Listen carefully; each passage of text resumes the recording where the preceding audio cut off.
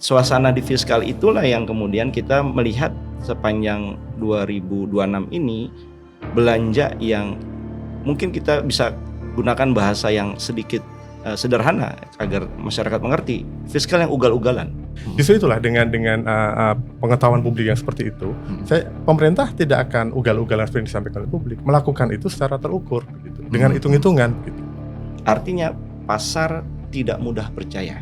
Saya tidak katakan pasar tidak percaya, tidak mudah percaya dengan statement yang dibuat dalam RAPBN ini. Ya. Efek MBG juga menghilangkan sekian pekerjaan karena terlalu didominasi kelompok-kelompok tertentu, sehingga hanya masyarakat tertentu yang mendapatkan keberuntungan dari MBG, tetapi kemudian banyak sektor-sektor lain yang kehilangan. Mereka ini tidak mendapatkan bansos. Iya. Dia anggap pakai BBM-nya nggak boleh yang bersubsidi karena mereka kelas menengah. Yeah. Tapi kenyataannya 13 juta kepala keluarga loh, kalau dikali 4 tuh berapa ya, sekitar 50 jutaan orang. Itu sebetulnya mereka mengalami penurunan dari kelas menengah menjadi kelas yang katakanlah masuk ke zona miskin, menuju miskin. Sobat TEN, hari ini ekonomi Indonesia dikatakan baik-baik saja, bahkan tumbuh 5,61%. Namun, apakah 5,61% ini juga dirasakan oleh ibu-ibu di rumah tangga, oleh kita semua, dan terasa di dompet kita? APBN untuk membiayai banyak hal itu membutuhkan ruang fiskal yang tidak kecil, membutuhkan kekuatan fiskal yang cukup baik, yang cukup luas. Tapi pertanyaannya adalah, dari mana kita bisa mendapatkan semua itu? Apakah dari pengenaan pajak baru atau diperluas, atau mungkin dari kebocoran uang negara di berbagai sektor, atau mungkin juga dari perbaikan tata kelola sumber daya alam. Namun sebelum lebih jauh kita berdiskusi dengan 3 narasumber kami. Teman-teman, jangan lupa untuk mengklik like, share, subscribe, dan nyalakan loncengnya.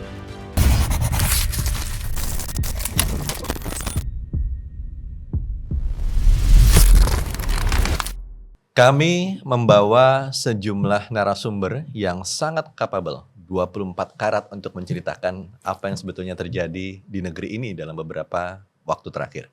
Di sebelah kanan saya ada Mas Tulus Abadi, beliau dari Forum Konsumen Berdaya Indonesia ya Mas ya? FKBI. FKBI. Terima kasih sudah berkenan datang Mas. Sama-sama. Lalu di sebelah Mas Tulus ada Bapak Ahmad Nur Hidayat, ekonom kita. Ekonom dari Universitas Pembangunan Veteran Bangun Jakarta ya Pak ya? UPN Veteran Jakarta. Selamat datang. Selamat datang. Terima Pak kasih Hidayat, Mas terima Kabul kasih. sudah mengundang. Terima kasih dan ada dari Bakom. Ini tamu spesial kita. Jadi Mas Aditya Laksmana, beliau juga istilahnya wartawan dulu Mas ya? Ya betul sekali. Mas wartawan Kabul. ekonomi sekarang di Bakom sebagai tenaga ahli Badan Komunikasi Pemerintah. Terima kasih Baik. sudah diundang. Terima kasih Bapak-Bapak sekalian. Sehat-sehat semua ya Pak ya? Sehat, alhamdulillah. Terima kasih sudah datang ke studio kami. Sebelum kita lebih jauh, saya mau memunculkan satu slide. Saya langsung tembak langsung ini. Jadi satu slide ini adalah kutipan dari pidato Presiden tanggal 20 Mei lalu tentang sasaran pembangunan 2027. Saya coba membacakan tentang tingkat kemiskinan tahun ini 6,5 sampai 7,5%, kemudian tahun depan turun menjadi 6,0 sampai 6,5. Demikian pula dengan pengangguran. Juga tahun depan diharapkan turun, sekarang 4,4%. Sekarang faktanya 8, sekian ya Pak. 8%-an ya. Kemudian Gini ratio 0,3 tahun depan jadi 0,37 tahun depan jadi 0,36. Indeks modal manusia juga demikian diharapkan. Ini sebetulnya turun atau naik ini 0,57. Sama ya. Iya. Oke. Jadi 0,7 jadi Kalau itu dibulatkan jadi 0,58 itu. 0,58 justru malah naik ya. Naik, Naik ya. Jadi ekspektasi kita emang naik ya. Kemudian indeks kesejahteraan petani juga diharapkan naik dari 0,77 jadi 0,8. Kemudian proporsi penciptaan lapangan pekerjaan formal 35 menjadi 40,81. Sorry. Saya ke Bakom dulu Bapak-Bapak. Menurut Mas Adit, ini optimisme atau utopia? Terima kasih Mas Kabul, Mas Tulus, Mas Hidayat menjawab pertanyaan Kalau pemerintah tentu ini adalah optimisme, Optimisme. bukan utopia. Artinya penyusunan angka-angka ini, Hmm.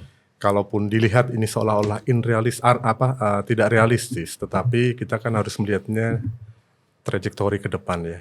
Apa yang terjadi sekarang, modal pemerintah sekarang ini apa, kemudian apa yang dilakukan pemerintah saat ini dan ke depan, dan kemudian itulah yang menjadi target akhir tadi, seperti kemiskinan dan segala macam tadi disampaikan begitu. Artinya ini memang sasaran yang ke depan yang sekarang ini pemerintah sudah memiliki modal awal dan juga sedang dan akan melakukan hal-hal yang memang secara struktural akan diarahkan untuk dan diyakini akan bisa mencapai apa yang menjadi sasaran tadi disampaikan sebagaimana di slide tadi. Jadi bagi pemerintah ini adalah optimisme, dan tentu pemerintah harus menyampaikan optimisme untuk ini karena ini menavigasi sebagai navigasi arah kebijakan ekonomi supaya publik mengerti, publik yakin, dan juga termasuk investor, pelaku pasar yang sekarang ini juga memberikan atensi pada ekonomi kita. Jadi kalau tadi menjawab pertanyaan optimisme utopia, ini adalah hal yang optimis ya. Oke. Menurut dari sudut pandang Pak Hidayat sebagai ekonom, kalau ngelihat fakta yang terjadi saat ini, gitu kan, misalnya kita ambil tingkat kemiskinan 8%, tahun ini pengennya jadi 6,5 sampai 7,5%, gitu kan. Tahun depan turun lagi jadi 6%. Seperti saya tanya tadi, apakah ini benar-benar bisa realistis nggak sih, tercapai nggak sih? Jadi kalau dari kacamata kami akademisi, tentunya pemerintah ketika menyusun rancangan itu pasti nafasnya optimis. Nafasnya optimis. Tetapi sebetulnya apakah kita menguji optimisnya ini berbasis realistis atau tidak? Kenapa optimis ya? Harus, karena ini akan menggunakan anggaran tambahan ya, uang kita yang dipakai. Dan ketika uang kita dipakai kan publik bertanya, apa manfaatnya? Nah, itulah disebutkan manfaatnya tadi. Menurunkan tingkat kemiskinan dan sebagainya dengan segala capaian itu. Nah, kalau kami komentar, sorry Pak Hidayat, agak merapat ke. Ya, kami komentar pertama ini untuk capaian backgroundnya dulu ya. Ini disampaikan pidato RAPBN 2027 di tengah suasana nilai tukar sedang posisi melemah. Dan pelemahannya bukan lemah biasa. Ini lemah yang paling dalam sejarah kita. 17.700 sempat 800. Yang kedua adalah kalau kita bandingkan dengan berbagai negara seluruh dunia, kita termasuk yang 5 terendah. Mata uang kita. Kenapa terjadi gitu? Semua negara mengalami geopolitik yang sama, gejolak energi yang sama, tapi kenapa kita termasuk yang terendah? Kenapa, Mas? Jawabannya adalah bisa dua sisi, fiskal atau moneter. Moneter sudah melakukan koreksi nih. Bank Indonesia sudah menaikkan suku bunga 50 basis point menjadi 5,25%. Tapi kenaikan itu masih juga dikenaikan terjadi pelemahan. Artinya pasar melihat problemnya bukan di moneter, di fiskal.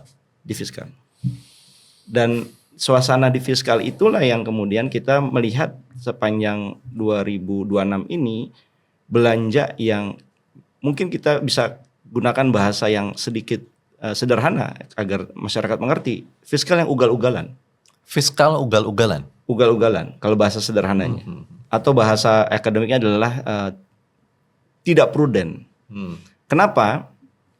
Penerimaan kita bahkan ini terjawab dari data Q1. Mengalami size yang pertumbuhannya sekitar 10%. Sementara belanja kita di triwulan 1 pertumbuhannya 21%. Kecepatan belanjanya bagaimana? Lebih cepat dibandingkan kecepatan pendapatan. Artinya kalau kita melihat aspek rumah tangga saja, Anda kalau dalam satu rumah tangga pengeluaran Anda lebih cepat dibandingkan belanjanya, apa yang terjadi? Anda akan ciptakan utang baru. Pay later akan Anda lakukan. Sama yang dilakukan oleh pemerintah secara sederhana kalau kita menggunakan bahasa awam. Keseimbangan primer kita ya dalam triwulan pertama 2026 itu pun diakui oleh BPS itu mengalami negatif.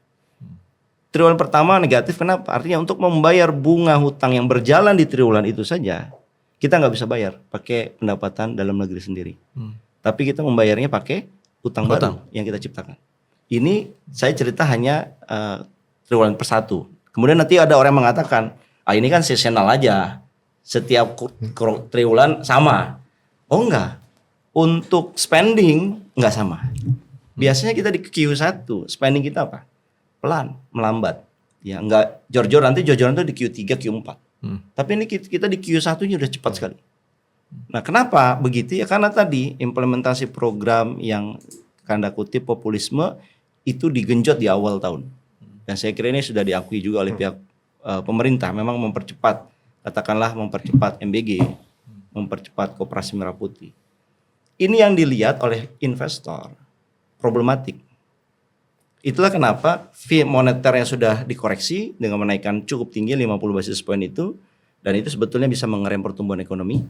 Rencana Pak Presiden 6,8, 5,8 sampai 6,5% untuk tahun depan. Ini bisa terhambat kalau 5,25% BI rate-nya. Yeah. Di sisi yang lain, ya ini sudah dikoreksi, tapi karena fiskalnya belum dikoreksi, pasar relatif belum percaya. Dan ini kelihatan satu hari setelah pidatonya Pak Presiden, langsung IHSG turun. Ya, IHSG mengalami pelemahan meskipun hari ini Jumat Kembali ada lagi. koreksi 0,86%, tapi belum ditutup. Tapi saat itu kan biasanya langsung responnya cepat. Nah, responnya negatif. Artinya pasar tidak mudah percaya.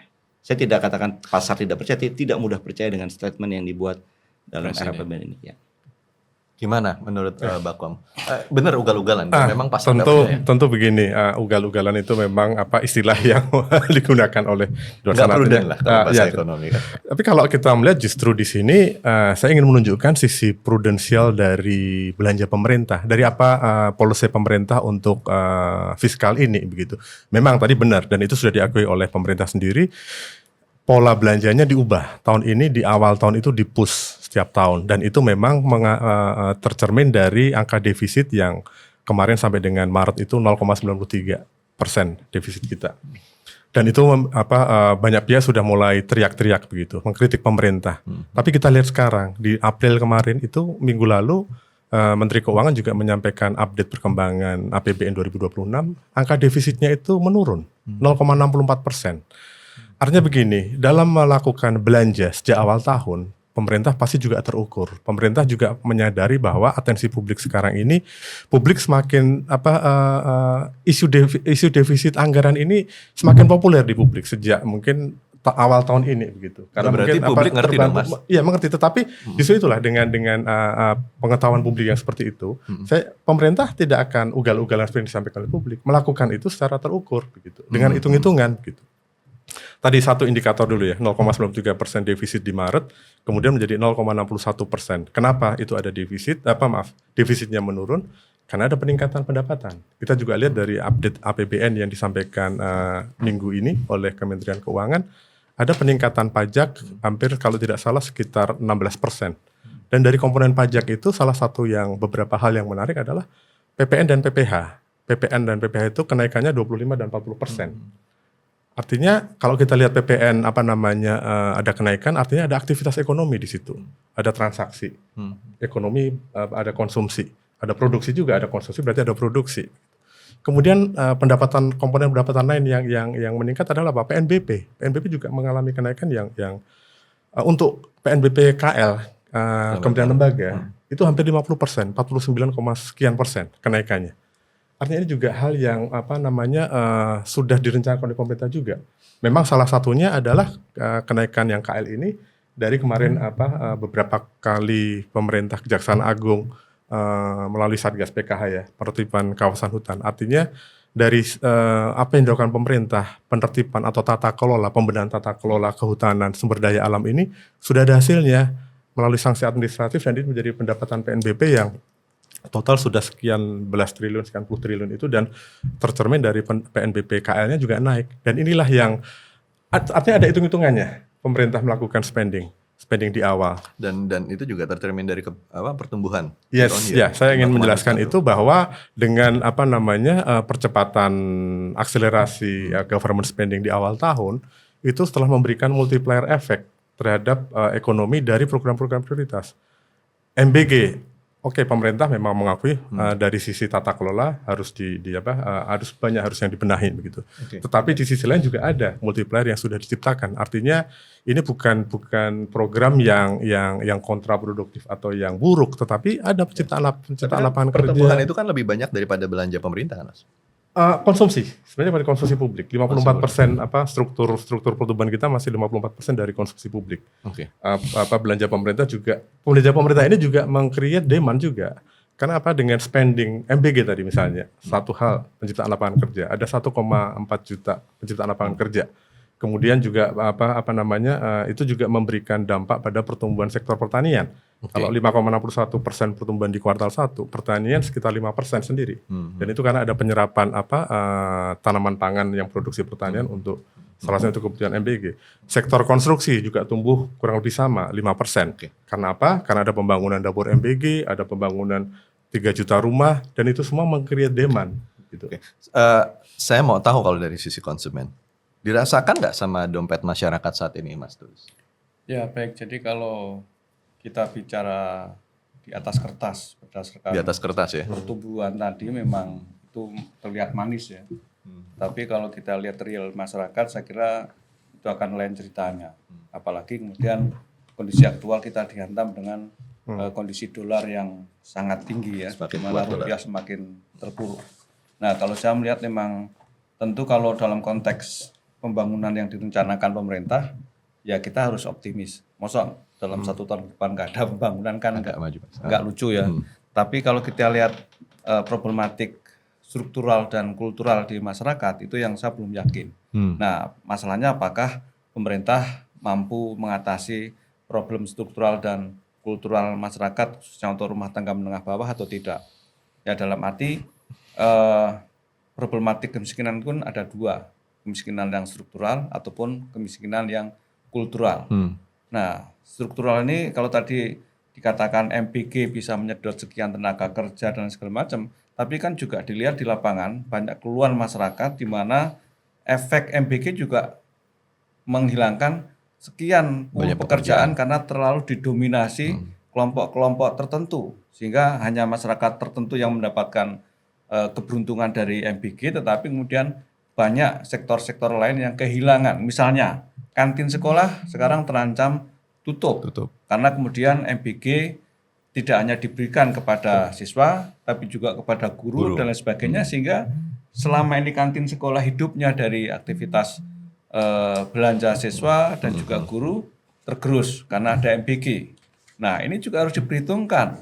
Ya tetangga saya banyak yang mengeluh soal dengan adanya MBG itu karena kemudian guru-guru tidak lagi jajan dan kemudian termakan oleh MBG. Coba Mas Tulus, stop terkait dengan MBG. Saya malah jadi agak lompat tentang MBG. Saya membacakan sedikit data tentang MBG. Jadi Presiden menyampaikan bahwa putaran uang di desa pada saat MBG itu adalah 45 juta rupiah per dapur per hari, 900 juta rupiah per dapur per bulan, dan 10,8 miliar. Betul ya Mas ya? Ya, Koreksi betul. kalau saya Itu salah. di KDKMP waktu presiden KDKMP. Ya itu betul. Tapi kan tadi saya katakan itu hanya dinikmati oleh kelompok-kelompok tertentu yang kemudian tidak meluas ke masyarakat yang seharusnya mendapatkan keberuntungan dari program yang non MBG ini. Ya karena dengan adanya MBG misalnya telur harus melalui satu pintu dan daging harus satu pintu sehingga masyarakat akhirnya tidak pedagang juga tidak terserap telurnya atau kemudian pasokannya juga berkurang. Ya kan kemudian lari ke kanal MBG. Nah ini yang saya kira juga belum dilihat oleh pemerintah efek domino dari MBG di luar soal klaim sisi positifnya. Nah sisi negatifnya terkait dengan tadi saya katakan dalam kondisi mikro di sekolah ataupun di pasar-pasar ya.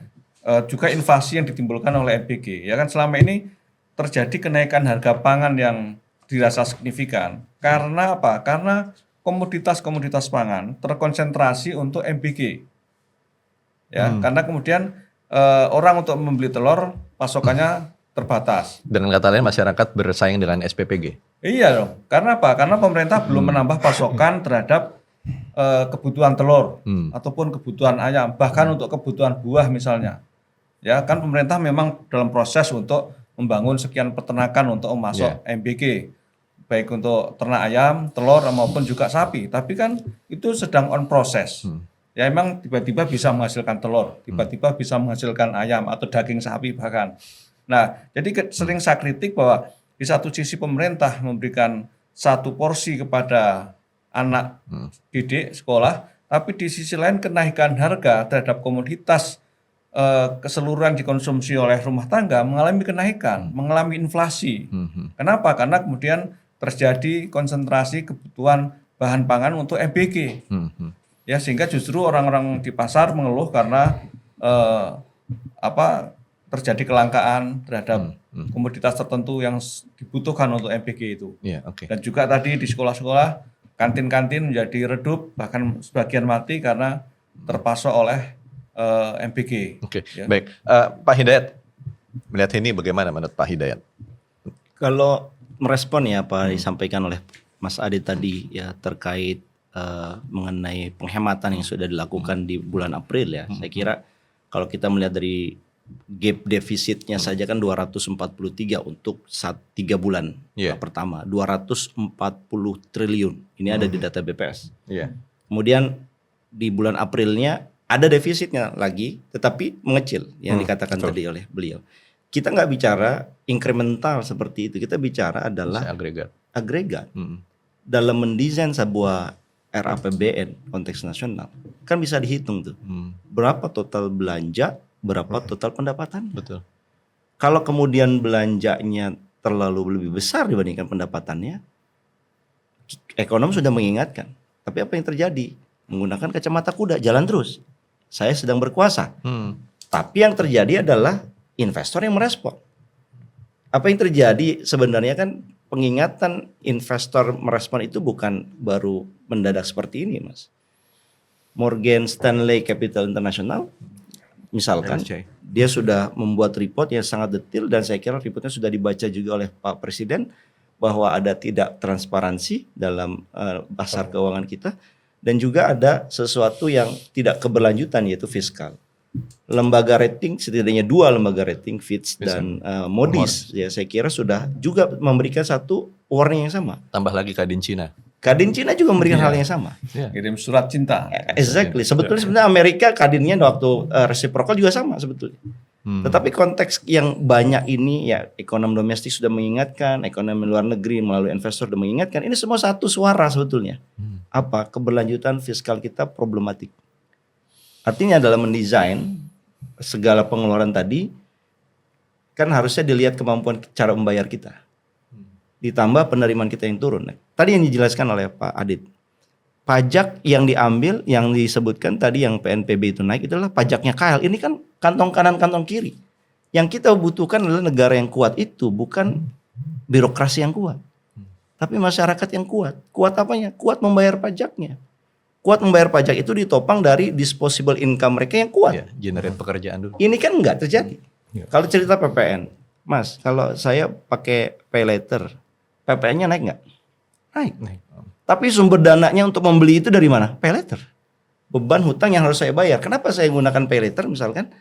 Karena income saya nggak mencukupi, karena itu adalah sesi kemarin lebaran, orang akhirnya bayar, beli. Dan ini OJK, data OJK mengatakan yang namanya pay later itu tumbuhnya sekitar 30%. Artinya kalau misalkan dibanggakan pencapaian PPN itu kenaikan, itu sebetulnya bukan sesuatu yang menurut saya bisa dibanggakan. PPN belanja banyak bukan berarti ekonomi sehat. Pay later lah yang jadi pembayarannya kemudian dibayar. Masa sih kita udah orang bayar pajak, kemudian kita banggain nih, bayar hutang, ngutang gitu, terus kita banggain ini loh capaian pajak kita. Padahal dari hutang kemana? Kalau kita berpikir sebagai nasionalis, apa yang jadi mereka penderitaan rakyat kita kan derita negara juga. Jadi kita nggak bisa memisahkan antara ini negara oke, ini masyarakat. Enggak, ini satu kesatuan. Bagusnya malah dari PPN ini menurut saya, kalau saya langsung ke solusinya, ini PPN jangan dibanggakan, kalau bisa diturunkan. Oke lah mereka spending dari pay later datanya begitu, tapi jangan dikejar pendapatan negara dari PPN. Karena ini PPN ini regresif loh Mas. Orang kaya bayar PPN akan jauh lebih rendah dibandingkan orang miskin. Karena konsumsi mereka adalah buat pangan dan itu adalah terbesar, sementara orang kaya buat berseri. yang bisa jadi itu PPN-nya berbeda gitu. Dengan situasi seperti sekarang menurut Pak Hidayat, seandainya masih terus kacamata kuda, terselamatkan nggak kita punya situasi fiskal dan moneter, situasi ekonomi kita saat ini? Yang saya takutkan adalah ini terjadi perfect storm. Perfect storm. Perfect storm. Perfect storm ini pelemahan bukan di sektor 1-2 saja. Contoh misalkan, kita seolah-olah merasa nggak ada apa-apa kok, rupiah di Januari 2026 16.600, di bulan ini 17.600, nggak ada apa-apa kok, fine-fine aja. Jangan-jangan sampai 18.000 juga oke, nggak ada masalah. Yang saya takutkan adalah serangan krisis ini bukan di satu pintu. Nilai tukar terjadi, saat yang bersamaan IHSG, inflasi meledak, dan harga energi. Ini kan sudah mulai nih. Mungkin nggak disadari aja karena mungkin Pertalite ataupun Pertamax-nya ya, yang kelas menengah kayak Pertamax, Pertalite tidak naik. Tapi apa yang terjadi di lapangan, Mas? Datanya bilang nggak naik, tidak menyumbang inflasi.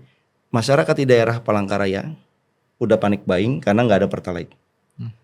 Labuan Bajo sempat juga di beberapa daerah di Bali, meskipun alasannya katanya pelabuhannya lagi rusak. Bukankah itu sifatnya spot ya? Tidak secara. Betul, spot. Tapi kita lihat kenapa spotnya ada di luar, terutama luar kota, luar Jawa. Kenapa? Karena kalau saya sebagai Pertamina melihat cadangan BBM subsidi saya terbatas, mana yang saya harus kurangin? Kan saya ngurangin harus di daerah-daerah dulu. Kenapa? Ini nggak berisik. Kalau saya ngurangin di Jakarta, tiba-tiba ada satu SPBU Pertalite yang nggak ada, rame nggak?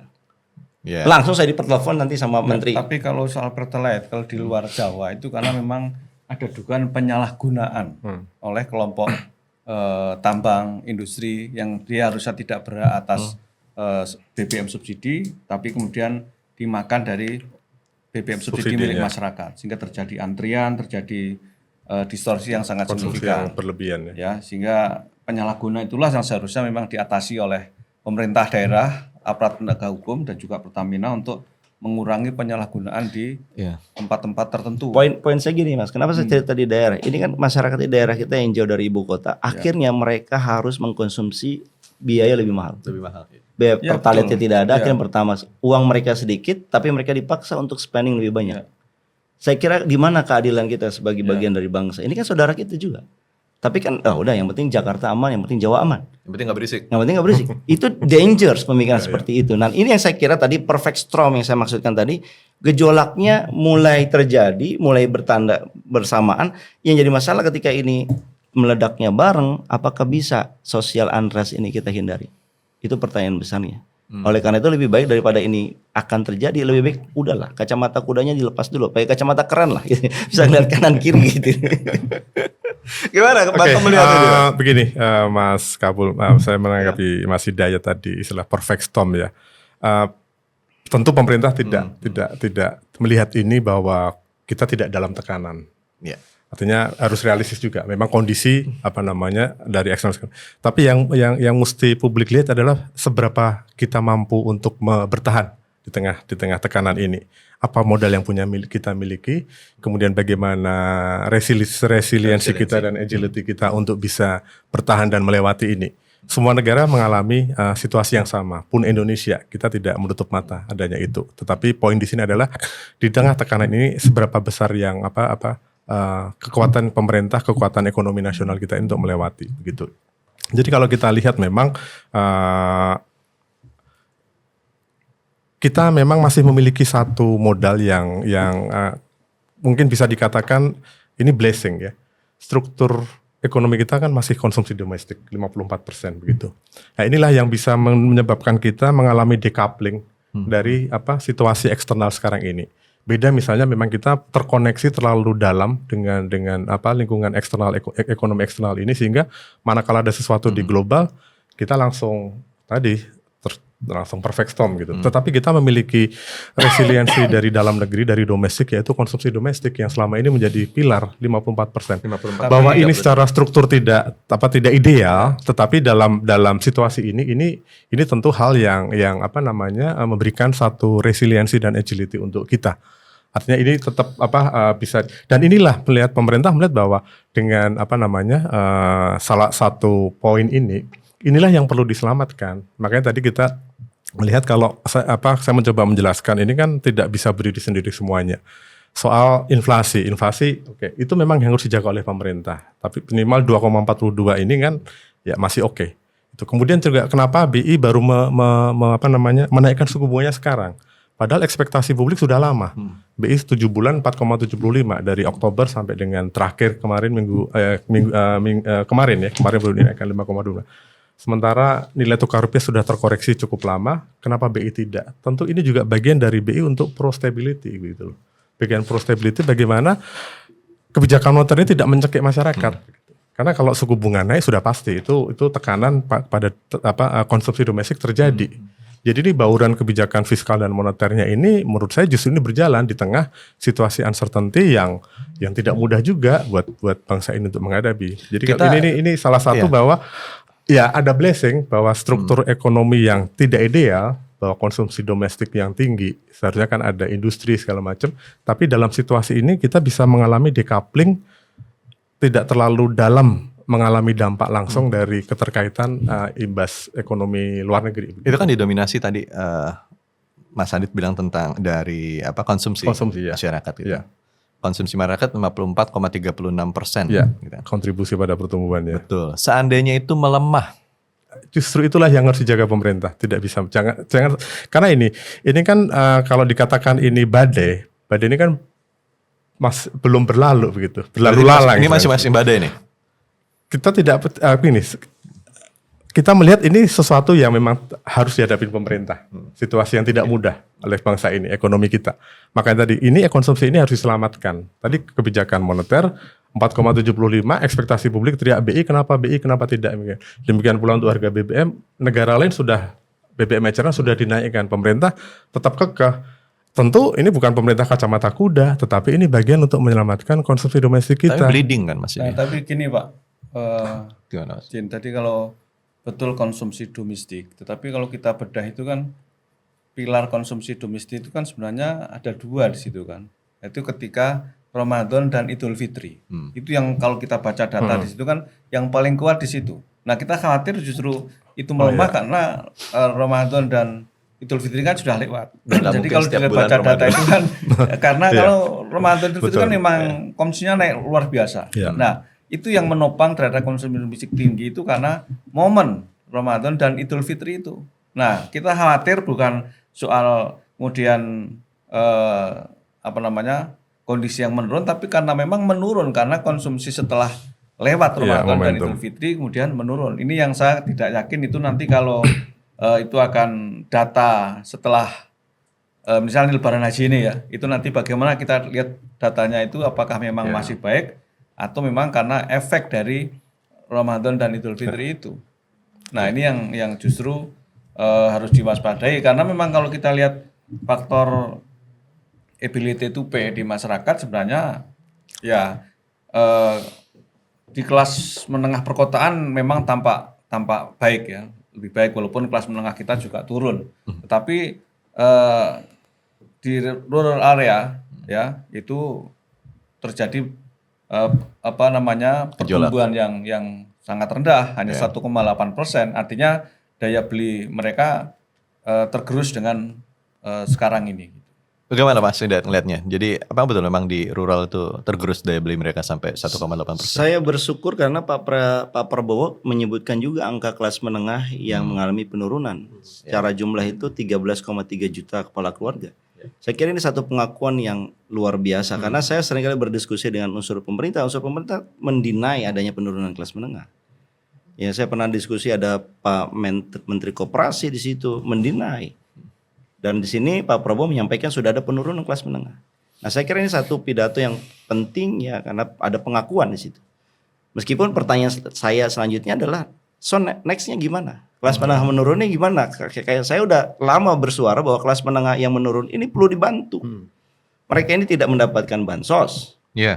Dianggap pakai BBM-nya nggak boleh yang bersubsidi karena mereka kelas menengah. Tapi kenyataannya 13 juta kepala keluarga loh, kalau dikali 4 tuh berapa ya, sekitar 50 jutaan orang. Itu sebetulnya mereka mengalami penurunan dari kelas menengah menjadi kelas yang katakanlah masuk ke zona miskin. Menuju miskin. Dan ini harus direcognize. Tetapi ini kan masih dikejar-kejar PPN ya, masih dikejar-kejar pelaporan pajaknya. Dianggap mereka seperti kelas menengah. Anda seolah-olah harus membayar pajak sebagaimana sedia kala. Nah, saya kira ini yang ada perlu keberpihakan. Selama ini kalau dilihat ya, kalau ini jadi masukan, pemerintah dalam 1,5 tahun terakhir ini pro-nya kepada orang miskin terus. Ya. Katakanlah bansos masih dijaga ya. Sementara kelas menengahnya dibiarkan berjuang sendirian. Ya. Termasuk gas LPG mereka nggak bisa konsumsi melon.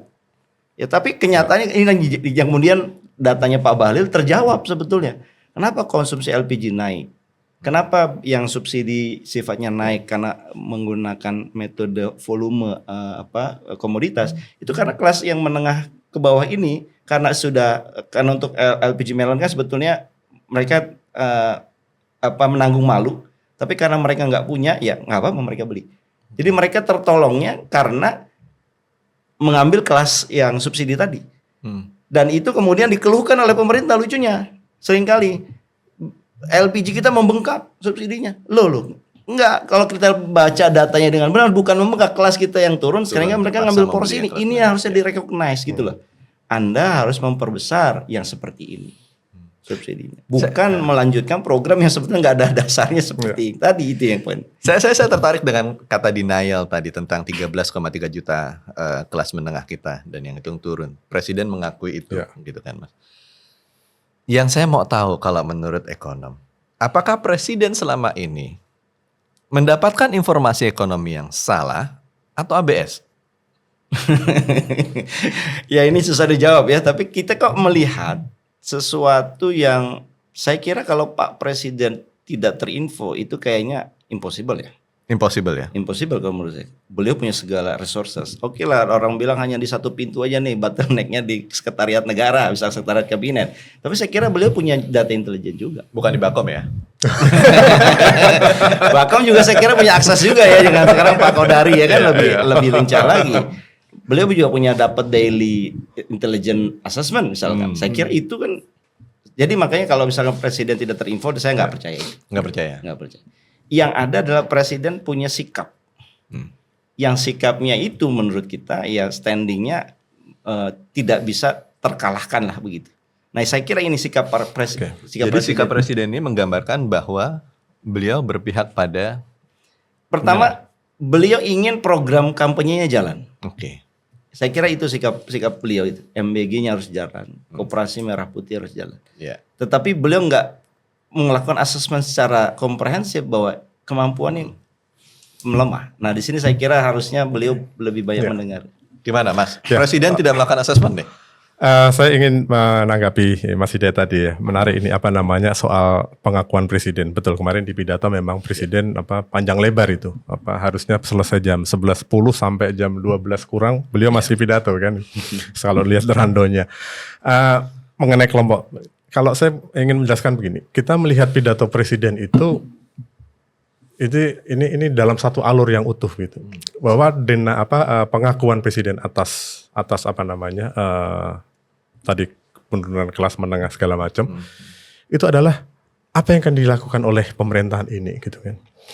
Ada satu poin yang mungkin perlu masyarakat ketahui juga, bahwa ini salah satu problema di ekonomi kita saat ini kan optimalisasi dari sumber-sumber atau aset-aset negara, sumber daya alam segala macam ini. Dan inilah yang sebenarnya salah satu poin juga, bahwa kita tuh punya modal besar untuk mengatasi, dengan berikhtiar untuk mengatasi semua persoalan, tentu satu persatu ya, dan tidak bisa Bandung Bondowoso seperti itu. Melalui upaya-upaya yang tadi, kalau kita lihat kan pemerintah sekarang, sinyal Presiden dari kemarin itu kan pidato adalah kita punya modal untuk menaikkan revenue. Konkretnya seperti itulah. Menutup kebocoran. Tetapi kita tidak perlu mengirim sinyal juga bahwa tidak perlu menaikkan pajak.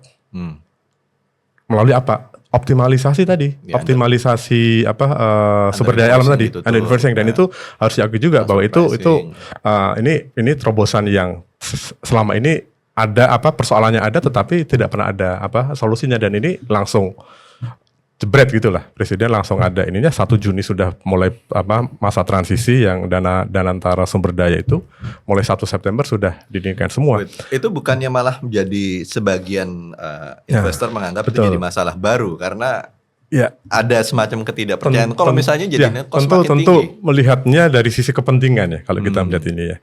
Mungkin investor melihatnya dari sisi bahwa ini praktek yang sudah lazim. Praktek yang sudah lazim di Ya sudah terjadi dengan eksportir kita, ekspor kita dengan mitra di luar negeri yang termasuk bahwa ini relasi langsung. Saya sebagai eksportir dengan mitra Mas Kabul sebagai mitra di luar negeri importer ini sebagai hal yang lazim dan ini kan comfort zone katakanlah seperti itu. Pemerintah kemudian mengintercept bahwa ternyata situasi ini merugikan ekonomi negara dan masyarakat juga dirugikan di sini begitu. Mengintercept dengan pembenahan tata kelola. Ya. Mas Hidayat, Mas Tulus tentu juga sudah melihat lah spirit pemerintah sebenarnya apa begitu di situ. Dan di situ kan sebenarnya terang benderang bahwa ini adalah modal kita untuk membenahi ekonomi. Dengan penerimaan ini pemerintah akan mempunyai ruang fiskal yang lebih besar lagi. Berapa sih target dari kalau dibentuknya badan ekspor ini Mas kalau saya boleh tahu? Kalau target tentu belum ada ya, teman kan dari sisi angka-angka itu kan yang dan itu sebenarnya clear ya, itu bahwa itu data dari PBB. Jadi kalau katakanlah market mempertanyakan, ini data PBB dan PBB pun mengirim sinyal bahwa ini praktek yang tidak menguntungkan bagi perekonomian di dunia tapi kan, bukan di Indonesia kan? Itu data Indonesia. Iya, data Indonesia. Kemudian diolah dan keluarlah data itu. Artinya ini ditemukan begitu. Ada dari UN Comtrade itu. Keluarlah angka yang kemarin itu Pak Presiden mengatakan 15.000 triliun nilai under invoicing. Dari situlah potensi penerimaan katakanlah pajak tentu tidak sebesar itu, tinggal prosentasenya kan. Tetapi di situ kan sebenarnya Pak Presiden ingin mengirimkan sinyal bahwa ini adalah sesuatu yang selama ini belum tergali dan ini kita akan monetisasi ini untuk modal pembangunan untuk memperbesar ruang fiskal pemerintah. Tentunya dengan ini ini kan terapi kita melihatnya harus secara keseluruhan ya, tidak bisa. Tetapi ini satu kesatuan dengan tadi kalau narasinya Presiden itu inilah nanti dengan cara-cara inilah kita ingin masuk untuk memberikan satu solusi untuk perekonomian ini. Ini kan sekarang persoalannya kalau tadi Mas Hidayat menyoroti soal fiskal ya. Memang fiskal ini sekarang ini menjadi hal yang krusial di tengah tekanan ekonomi ini. Harga minyak naik, tentu ada tekanan terhadap fiskal. Tapi pemerintah sudah memberikan satu sinyal juga. Ini nanti akan ada penajaman dari belanja misalnya, sehingga ada penghematan. MBG pun pada akhirnya juga sudah ada penghematan dari 325 menjadi 268, sekitar 70 triliunan lah kalau tidak salah. Artinya pemerintah pun juga tidak tone deaf terhadap masukan masyarakat, kritik masyarakat untuk tidak menutup telinga. Bagian dari evaluasi tata kelola memang ini memang kalau kita lihat kan apa yang dilakukan Presiden ini kan semuanya cepat ya. Presiden beliau dilantik Oktober 2024, Januari 2025 MBG sudah jalan gitu.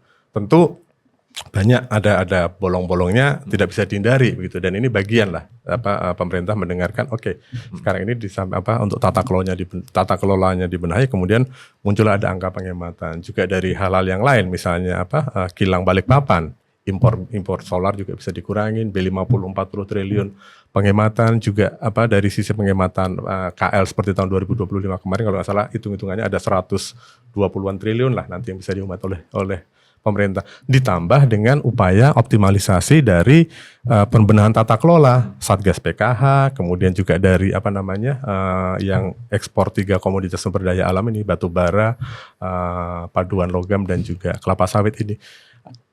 Presiden ingin menyampaikan, makanya kemarin mengapa Presiden menyampaikan langsung ke DPR, biasanya Menteri Keuangan, Presiden ingin mengambil peran langsung komunikasi kebijakan ekonomi kepada publik sebagai navigasi begitu. Dan itulah yang memang saya kira ini hal yang positif ya dari seorang Chief Commander begitu, memberikan navigasi secara langsung. Kalau biasanya 16 Agustus, ini di awal beliau sudah memberikan clue-clue lah. Kita akan kemana begitu dengan itu. Mas Hidayat, realistis nggak sih tadi itu tentang 15 triliun dari undervoicing dan segala macam dari Comtrade tadi Mas? Iya. Kemudian kita bentuk badan ekspor dan antara tadi lalu tata kelola fiskal diperbaiki. Kita mungkin nggak dapat uang sebanyak itu dari ini. Realistis juga nggak itu? Sebelum ke situ saya ingin sampaikan ini ada pola yang sama.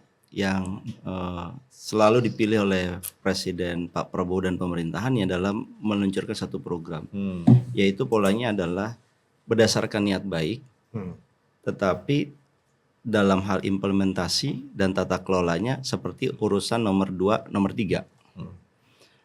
Ini banyak buktinya. MBG juga sama. Jalan aja dulu, niat baik aja dulu. Implementasi dan tata kelolanya belakangan. Sama seperti DSI ini, Dana Antara Sumber Daya Indonesia. Niat baik dulu, implementasi dan tata kelola belakangan. Nah, pola seperti ini saya bingung sebetulnya dengan pihak pemerintah dalam berkomunikasi. Kenapa kok dipakai terus? Which is orang dalam MBG saja sudah masih hari ini masih banyak yang berteriak. Saya dengar ada Ikatan Dokter Indonesia, ya salah satu dokter anak yang menolak. Sampai hari ini seorang ini profesional, kalangan profesional yang menolak MBG, menolak susu formula di dalam MBG. Artinya kan ini kan implementasinya tidak sesuai dengan bukan tidak sesuai, bahkan sebetulnya belakangan. Apalagi tata kelola evaluasinya. Nah, pola seperti ini dibaca nih sama investor. Bahwa ekspor satu pintu melalui BUMN DSI ini niat baiknya, tetapi investor tidak mudah percaya dengan niat baik saja. Bagaimana dengan implementasi dan tata kelolanya? Yang dibilang under invoicing. Ini kan pelakunya dua, Mas. Di swastanya sama di pemerintahnya. pemerintahan juga. Equal loh ini. Kalau lihat dari jumlahnya atau kejahatannya 50-50. Loh, kenapa swastanya aja yang disalahkan? Lah kalau kemudian yang pihak pemerintahnya kemudian dipindahkan masuk ini ke dalam BUMN yang baru, Sama aja. sama aja, kita nggak menyelesaikan masalah. Itu karena tata kelolanya tadi. Kan nggak mungkin under invoicing bisa begitu besar angkanya kalau tidak ada kedua belah pihak yang menerima atau yang merasa diuntungkan. Tahu sama tahu lah berarti. Sama-sama tahu. Implementasinya lagi problem, tata kelolanya lagi problem. Tapi kan berangkatnya selalu dari niat baik. Ayolah, niat baik ini diuji dulu dong. Apa enggak ngerubah MBG itu dia niat baik seperti apa? Tetapi last minute masih aja orang masih protes.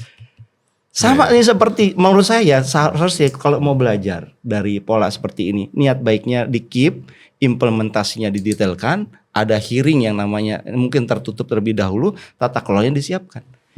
Investor itu, Mas Kabul, takutnya begini, ada titipan harga di ekspor. Deal ketemu, eksportir, bisnis to bisnis ketemu. Pemerintah datang satu pintu, tambah dong ini $1 per tonnya. Kali-kalinya yang gede.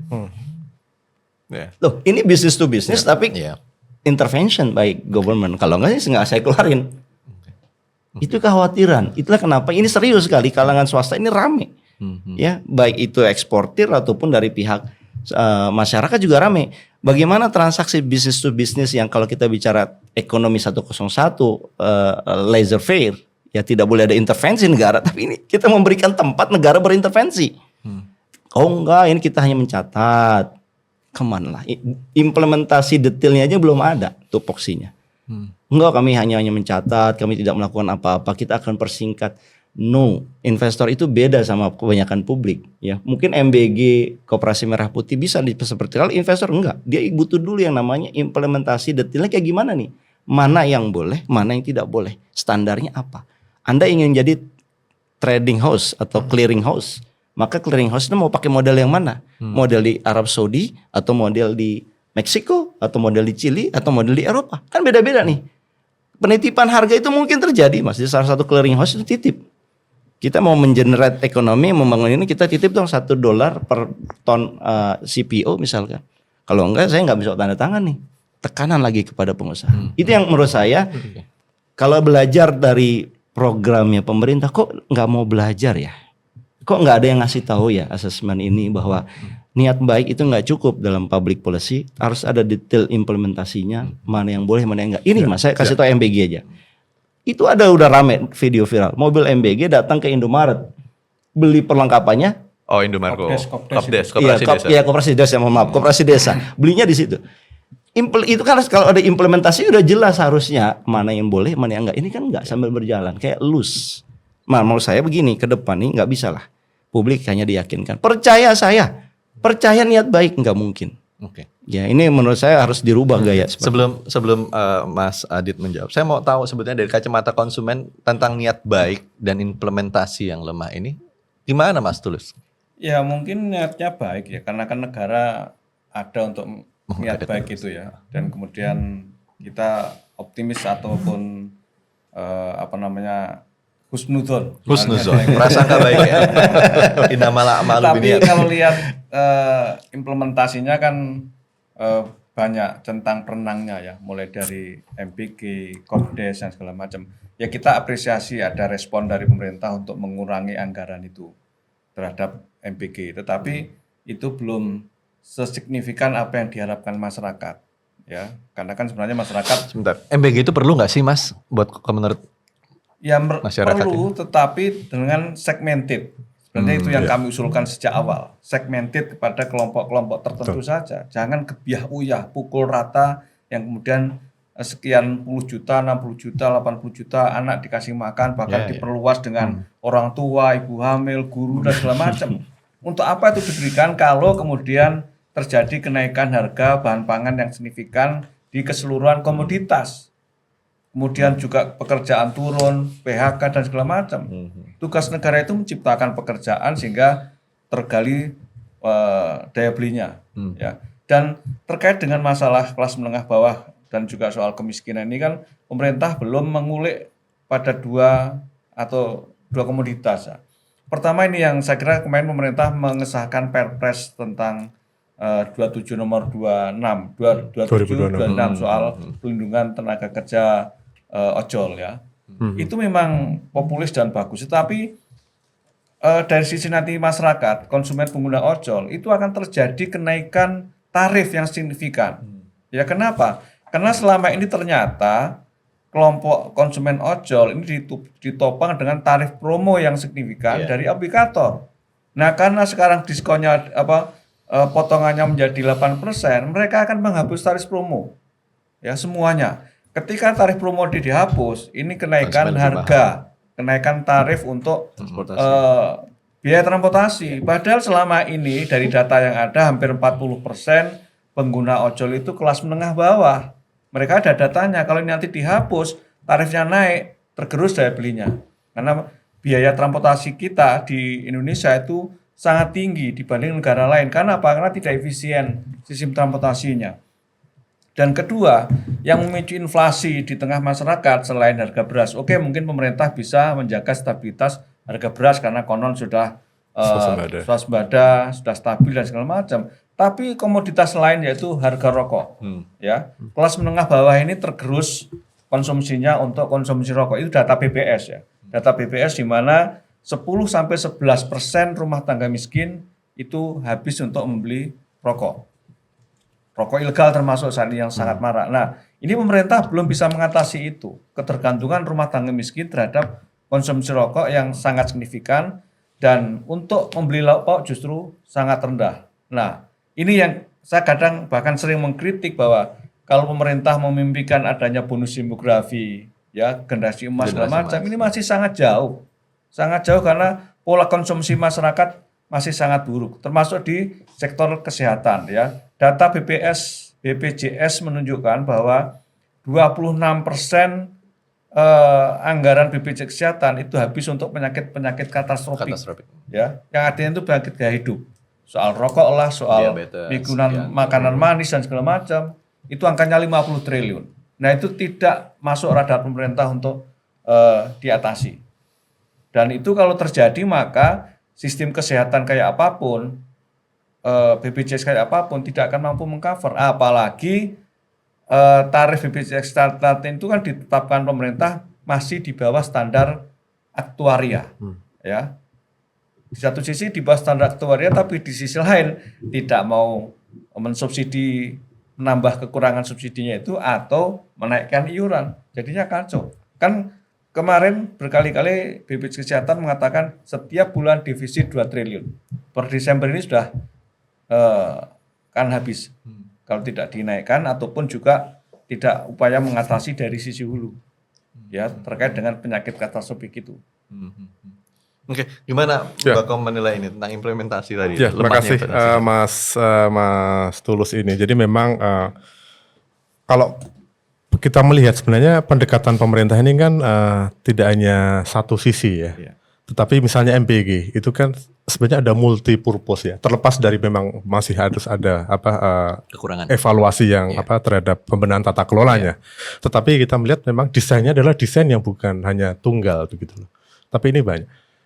Survei kalau nggak salah dari Universitas Indonesia atau apa, kira-kira LPM. bulan bukan LPM, ada satu lembaga yang kira-kira bulan Maret atau apa, itu terhadap MBG itu ada penghematan pengeluaran di rumah tangga, itu tidak bisa dimungkiri juga. Artinya kan ini ada Penghematan karena MBG atau Karena penghematan MBG. karena mereka nggak bisa bukan mengkonsumsi? karena MBG. Karena Karena MBG. MBG, karena MBG ada penghematan pengeluaran rumah tangga untuk katakanlah lauk pauk atau makan anak mereka, Uang sekian saku. persen, uang saku segala macam ada penghematan. Artinya apa? Ini kan ada ruang fiskal di rumah tangga yang bisa dialihkan untuk kebutuhan yang lain kemudian. Itu satu. Kemudian kita melihat juga ini sekaligus menjawab yang kelas menengah tadi. Kita lihat juga mengenai jadi lupa tadi. Mengenai cek kesehatan gratis. Cek kesehatan gratis ini kan sebenarnya juga bagian dari upaya pemerintah untuk memitigasi tidak sekedar memberikan pelayanan, tapi juga pemerintah melihat apa sih persoalan-persoalan kesehatan yang selama ini nggak muncul gitu. Kita takut misalnya, tapi karena biaya ya harus cek. Tapi sekarang masyarakat dengan cek kesehatan gratis ini sudah 100 juta lebih, muncullah mitigasi persoalan-persoalan kesehatan yang selama ini tidak pernah muncul. Artinya, dan ini kan artinya ada satu data pemerintah harus intervensi di sisi apa? Keluarlah kemarin yang kebijakan dari Kementerian Kesehatan, minuman itu harus ada nutri level. Itu sebenarnya kan juga bagian dari satu mata rantai kesehatan ini. Kemudian ya kembali lagi ke kemarin, Pak. ya kembali lagi ke persoalan tadi Mas Tulus mengatakan hulunya seperti apa untuk katakanlah masyarakat ini tadi kebutuhan kesehatan dan segala macam. Nah kalau kita kembali ke hulu kan berarti pilihannya ada dua, menaikkan iuran atau menambah subsidinya. Kalau menaikkan iuran, tentu pemerintah juga melihat kondisi masyarakat sekarang memungkinkan atau tidak. Tentu tidak, begitu. Dengan tekanan seperti itu untuk menjaga daya beli. Oleh karena itu, apa kapasitas fiskal pemerintah lah yang harus diperbesar. Caranya apa? Ya, satu-satunya adalah salah satunya bukan satu-satunya. Salah satunya adalah memperbesar penerimaan. Ya, tadi dengan ini nyambung dengan yang disampaikan Mas Hidayat tadi ya. Memang yang pembentukan Danantara Sumber Daya Indonesia itu adalah upaya pemerintah untuk memperbesar kapasitas fiskal kita.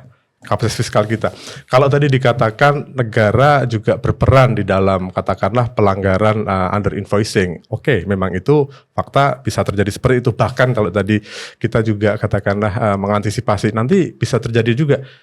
Ya memang di dunia ini nggak ada yang sempurna dan orang-orangnya juga bukan malaikat semua dan pemerintah juga pasti menyadari peluang-peluang seperti itu begitu.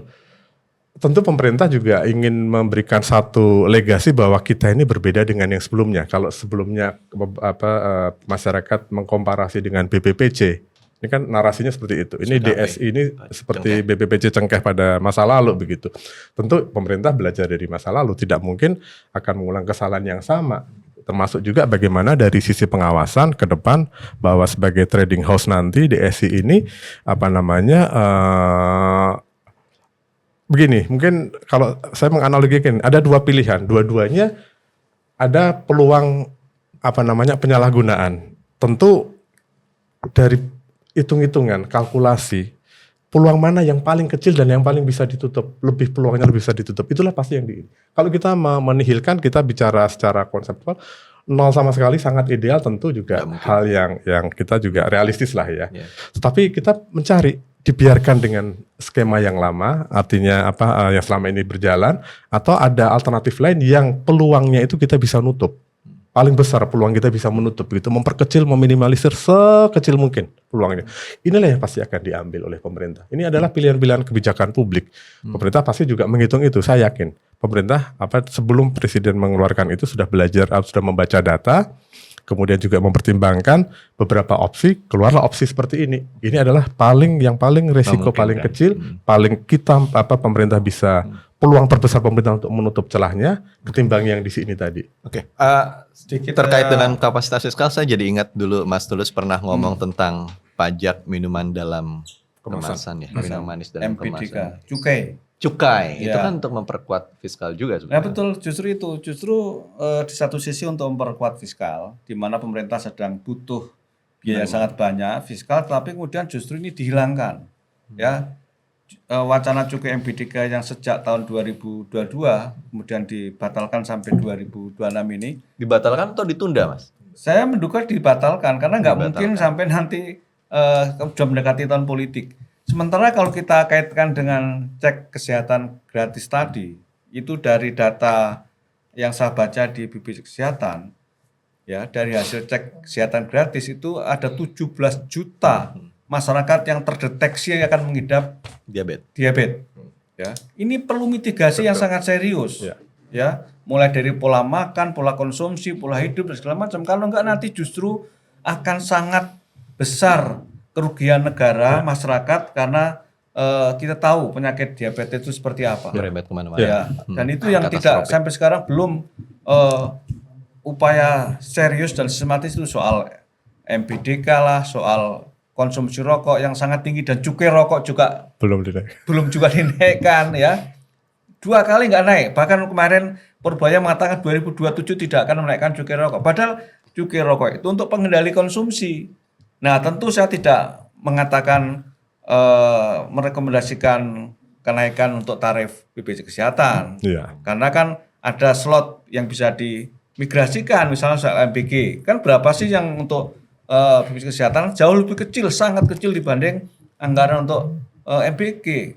Ya, itu yang kita khawatir itu dari sisi kebijakan kesehatan yang berdampak kepada fiskal itu belum tersentuh sama sekali.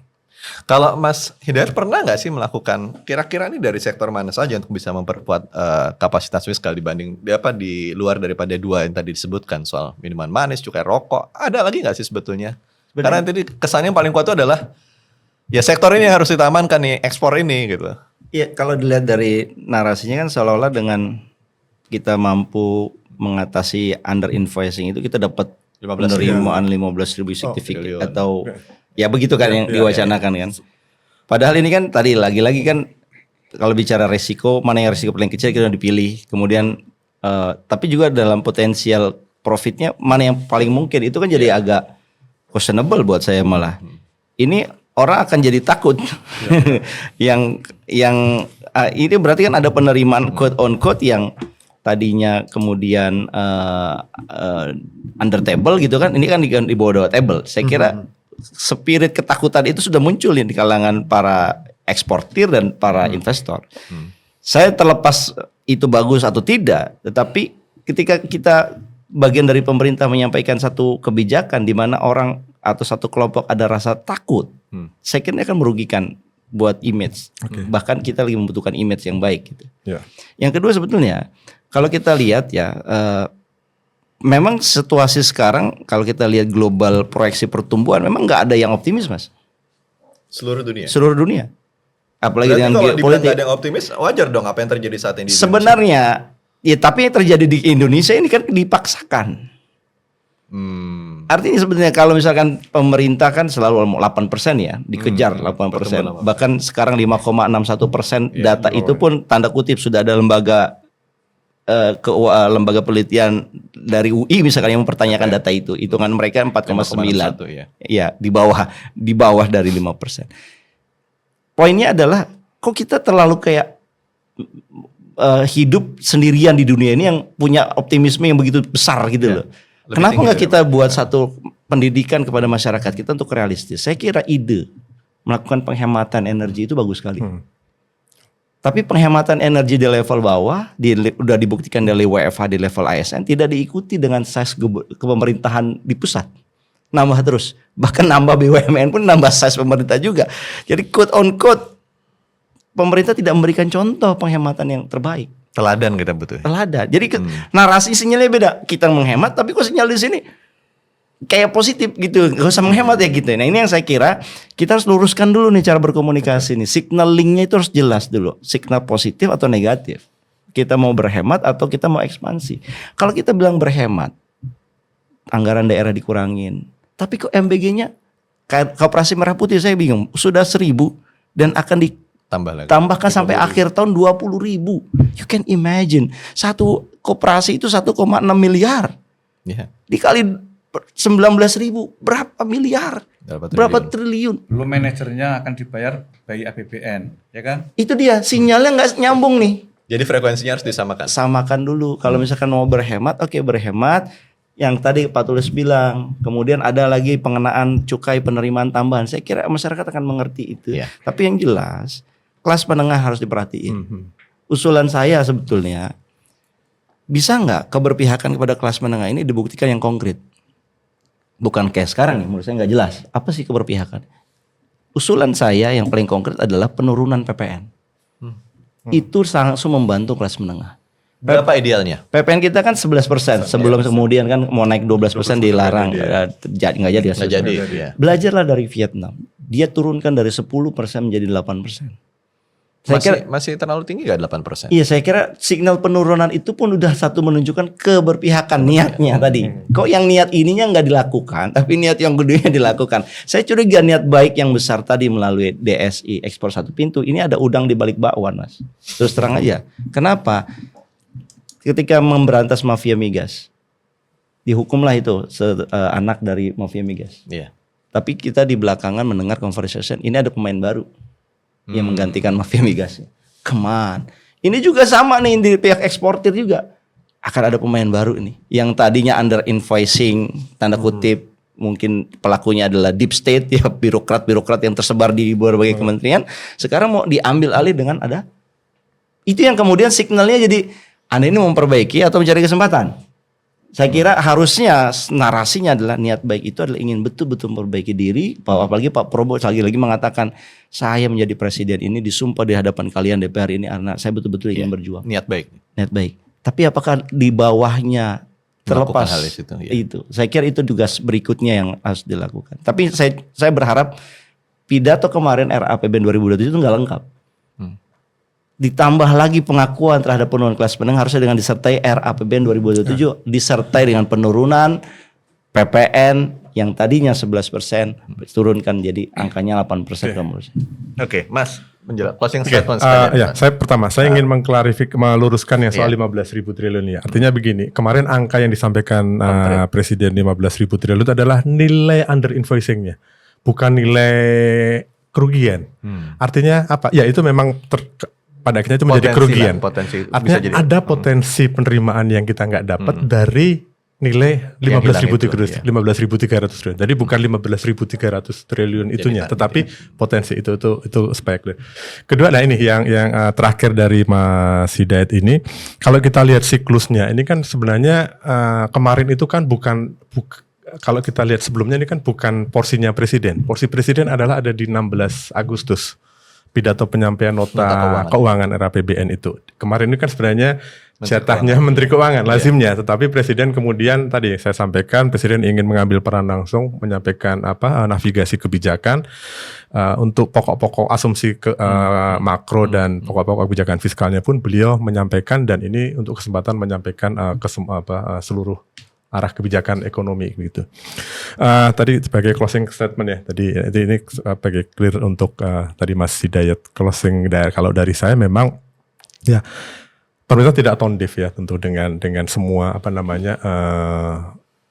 kritik, kemudian masukan catatan kritis pemerintah yang disampaikan oleh masyarakat sampai tadi diwakili dengan Pak Mas Hidayat, Mas Tulus gitu. Tetapi memang bahwa pemerintah kalau melihat kepemimpinan Pak Prabowo ini kan beliau memang benar-benar ingin menegakkan ekonomi konstitusi. Ekonomi konstitusi. Artinya ya paling tidak kemarin yang di DSI itu bahwa ada catatan kritis dari Mas Hidayat tadi. Ini bagaimana ini arsitektur DSI-nya ini, jangan sampai ini menjadi hanya ganti pemain begitu. Ya. Spirit utamanya adalah di pasal 33 itu, bagaimana untuk sebenarnya kemakmuran rakyat, bahwa kekhawatiran publik itu tentu pemerintah tidak tone deaf, dan arsitekturnya tidak ke sana gitu. Bahwa akan ada banyak multiplier efek yang lebih bisa dirasakan ketimbang praktek lama. Misalnya stabilisasi nilai tukar rupiah kita dengan DSI ini akan lebih bisa terjamin ketimbang yang ini, karena keseluruhan DHI-nya itu ada di pemerintah. Karena ada di pemerintah kan. Nanti kalau pemerintah pasti juga mereka juga ada kepentingan pemerintah untuk ini bagian dari stabilisasi nilai tukar mata uang. Itu yang kemarin miss. Salah satu fungsi benefit itu yang miss dari praktek yang lama. Artinya ya tadi menimbang-nimbang cost and benefitnya lebih banyak, costnya lebih bisa ditutup. Jadi spirit pasal 33 konstitusi inilah yang memang menjadi dasar pemerintah untuk menetapkan kebijakan-kebijakan apa. Dalam tataran implementasi pemerintah tentu tidak tone deaf. Harus ada beberapa catatan evaluasi dan perbaikan tata kelola. Baik. Mas Tulus, apa kira-kira closing statement yang sampaikan? Ya sebenarnya closingnya adalah bahwa kita berharap tahun depan memang lebih baik. Tetapi tahun 2007 baik. Kalau melihat apa yang ingin dicapai pemerintah dengan instrumen-instrumen kebijakan yang agak maju Mas. Yang ada, menurut saya itu yang kemudian harapan yang baik itu saya masih katakanlah pesimis itu akan tercapai kalau tidak ada perubahan-perubahan fundamental terkait dengan masalah khususnya dari sisi kesehatan ataupun juga dari daya beli masyarakat, ya.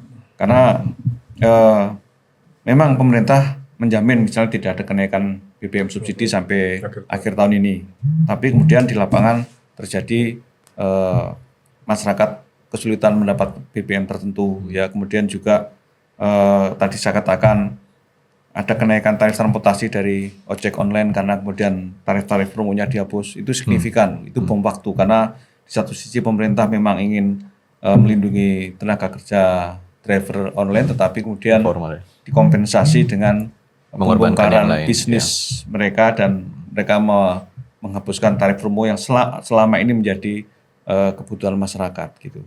Dan juga terkait dengan kesehatan yang harus diwaspadai ini betul-betul saya sangat khawatir karena kan ini kayak utopis ya, pemerintah kita semua menggadang-gadang adanya bonus demografi generasi emas, tapi kebijakan-kebijakan yang mengarah ke sana itu masih kecil sekali ya. Tadi saya katakan cek kesehatan gratis dengan 17 juta orang yang terdeteksi akan kena diabetes ya. Di luar yang existing diabetes sekarang ini itu belum dimitigasi sama sekali. Belum dimitigasi. Ya. Okay. Belum yang penyakit darah tinggi yang jumlahnya juga 13 juta juga ya. Karena itu penyakit tidak menular itu menjadi bom waktu ya. Dan itu sebenarnya harus sudah selesai karena pembangunan kesehatan yang berhasil itu kalau bukan berhasil mengatasi penyakit menular tapi penyakit tidak menular, dan justru inilah yang pemerintah masih luput dengan hal itu. Cukai MPDK tidak dilakukan, cukai rokok juga tidak dilakukan, lah terus maunya apa? Ya. Gitu. Oke, baik, Mas Hidayat, bagaimana closing statement? Ambisi negara harus disesuaikan dengan kemampuan fiskal dan juga keseriusan membenahi tata kelolanya. Saya kira ini poinnya Mas, kalau misalkan boleh saja melakukan apapun pemerintah, program apapun ya yang selama itu menurut pemerintah baik sama rakyat, silakan. Tapi pertimbangkanlah mesin fiskal kita juga. Pertimbangkanlah mesin birokrasi, pertimbangkan mesin tata kelola. Jangan sampai ambisi ini mengalahkan itu semua, pada akhirnya ini hanya niat baik tanpa ada detail implementasi dan detail tata kelola. Ya. Presiden kita terdahulu, baik itu yang endingnya husnul khotimah ataupun yang tidak husnul khotimah, semuanya pun punya niat baik, Mas. Nggak ada satupun presiden kita yang tidak punya niat baik. Tapi ketika semua orang punya niat baik tetapi implementasinya bobol, tata kelolanya bobol, akan jadi presiden buruk. Dan saya kira kita nggak menginginkan itu. Kita menginginkan pemerintahan sekarang dengan niat baiknya ini terjadi diimplementasikan dengan baik dan tata kelola yang baik, saya kira semua orang akan dukung. Tapi satu, signalnya harus sama. Yang signalnya ini beda-beda, kita nangkepnya beda-beda. Ini signal mau menghemat atau signal ingin mengejar program. Kalau ingin menghemat, ayo rakyat juga akan siap menghemat. Tapi kalau signalnya beda-beda, rakyat akan bingung. Kita disuruh berhemat, kok yang di sana nggak berhemat? Muncul ketidakpercayaan, muncul nanti yang namanya distrust. Saya kira kalau udah muncul seperti itu akan sulit untuk kita. Sulit kembali. Baik, terima kasih Bapak-Bapak sekalian dan Sobat DN. Beberapa hal yang saya tangkap dalam diskusi kali ini adalah pemerintah itu nggak budek kok ya Mas. Tidak tone deaf, tidak tutup telinga. Tapi satu hal yang harus diingat adalah niat baik saja tidak cukup. Jadi harus tetap ada implementasi yang kuat. Kenapa? Karena semua ambisi pemerintah harus diimbangi dengan kapasitas fiskal kita. Kalau menurut Mas Hidayat, Pak Tulus, dan Mas Adit gitu kan. Bahkan kalau menurut Mas Tulus sebaiknya kapasitas fiskal itu bisa diperluas dari berbagai macam cara. Ada beberapa peraturan yang seharusnya bisa kita eksekusi segera. Seperti pajak minuman dalam kemasan, kemudian cukai rokok, itu kan salah satu cara untuk bisa memperluas kapasitas fiskal kita, memperkuat kapasitas fiskal. Kita jangan suzon dengan pemerintah dan kita percaya bahwa pemerintah akan berbuat baik terhadap semua ini, tapi tetap kita harus kritis dengan apa yang dilakukan oleh pemerintah. Bukan berarti kita membenci pemerintah. Kita tetap harus kritis dalam arti kita mencintai negeri ini. Sobat DN, demikian open mind kita kali ini. Sampai jumpa. Wassalamualaikum warahmatullahi wabarakatuh. Waalaikumsalam. Terima kasih Mas Tulus. Masih. Terima kasih Mas. Terima kasih.